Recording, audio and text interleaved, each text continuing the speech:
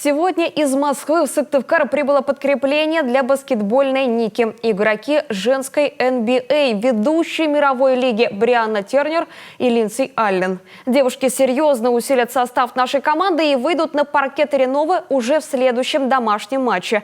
Североамериканок в аэропорту встречал Алексей Корчма. Руководство клуба анонсировало этот трансфер еще в начале сезона для Ники, дебютного в премьер-лиге. Брианна Тернер, выступающая за Феникс Меркьюри, вошла в состав первой символической пятерки женской NBA. Позиция – тяжелый форвард. Привет, я Брианна Тернер. Этот сезон я проведу в России, и скоро я прибуду в команду. Второй новичок Ники, разыгрывающая Линдси Аллен, выступает за клуб Las-Vegas Aces. Четырежды входила в символическую команду недели женской NBA. В студенческие годы девушки играли вместе за команду колледжа Нотр-Дам. Привет, я Линдси Аллен. Этот сезон я проведу за Нику, приеду в Сыктывкар. Огромное спасибо президенту клуба Руслану Николаевичу Семенюку за его приглашение играть в этой хорошей команде. Столица Коми встречает североамериканок прохладой. Именно климатические условия больше всего пугают новичков. Но ни языковой барьер, ни разница в менталитете не должны помешать им проявить себя на сыктывкарском паркете.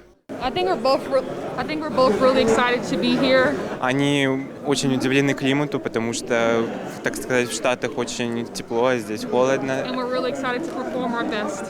И они очень под впечатлением сделать все возможное, чтобы пребывание здесь их было очень великолепным. Лэнси сказала то, что она уже была несколько лет назад в Москве, поэтому для нее не проблема, так сказать, быть сейчас в России. Она уже, можно сказать, наполовину русская. Они видели игру Ники, и они видели результаты, и поэтому они имеют впечатление, где они будут играть. Линдси Аллен 2 года назад уже играла в России за московское «Динамо» и имеет хорошее представление об уровне российской премьер-лиги. К слову, именно против бело-голубых сыктывкарская Ника сыграет свой следующий матч 29 ноября. Алексей Корчма, Олег Юшков, телеканал Юрган.